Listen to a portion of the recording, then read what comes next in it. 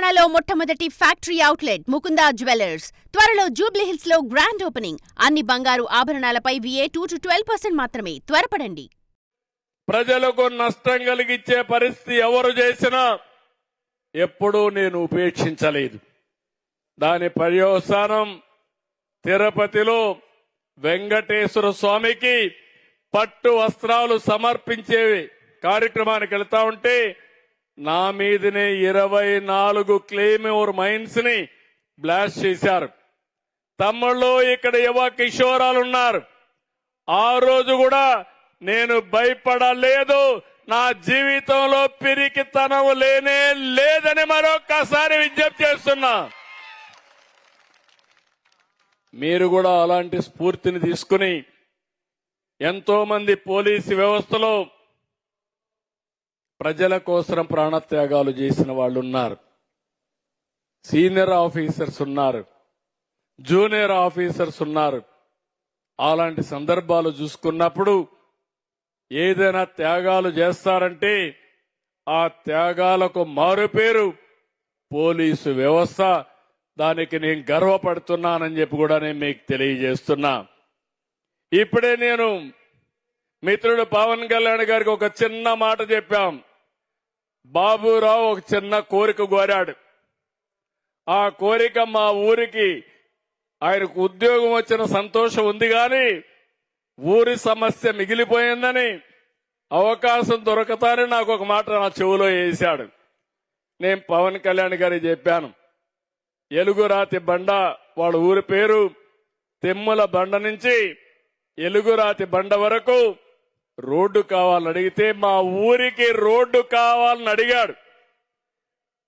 అడిగిన వెంటనే పవన్ కళ్యాణ్ గారికి చెప్పాను.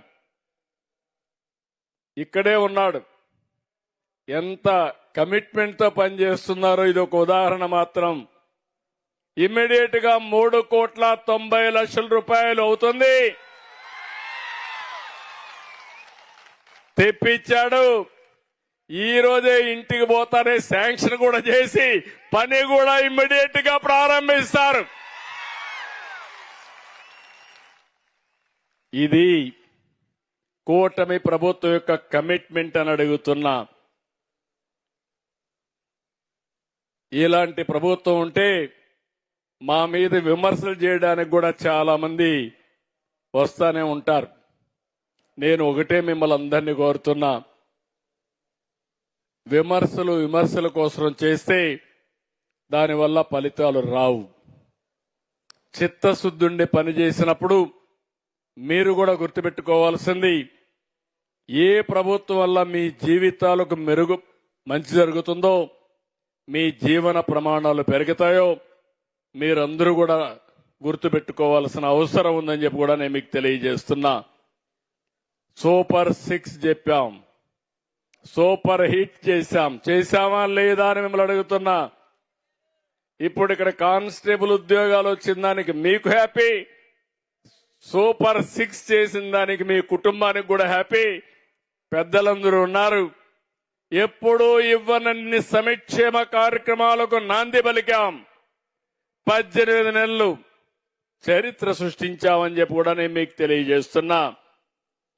ఈ రోజు నేను ఒకటే మిమ్మల్ని కోరుతున్నాను, అందరిని అడిగాను.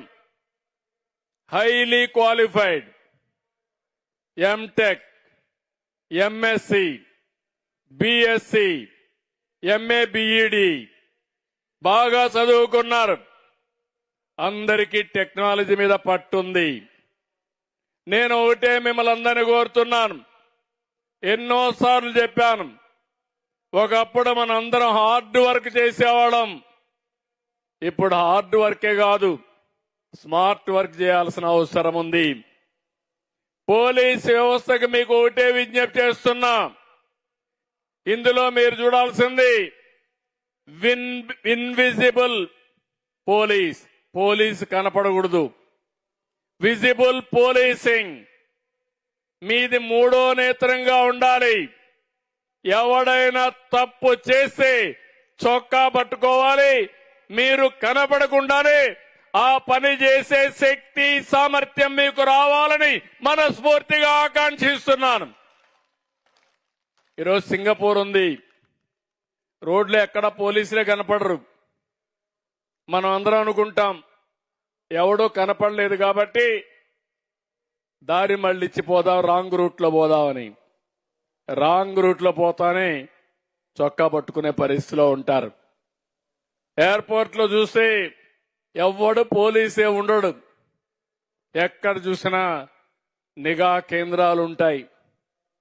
ఎవడన్నా తప్పు చేస్తే 2 నిమిషాల్లో పట్టుకోవడమే కాదు, తప్పు చేసిన వాడు మళ్ళా కనపడడు. అలాంటివన్నీ చేసే పరిస్థితికి వస్తున్నారు. ఈ రోజు నేను మిమ్మల్ని అందరినీ ఒకటే కోరుతున్న, టెక్నాలజీ ఉపయోగిద్దాం.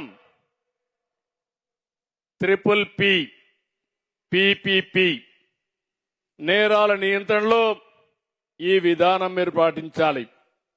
ప్రిడిక్టివ్, ముందుగానే ఊహించుకోవాలి.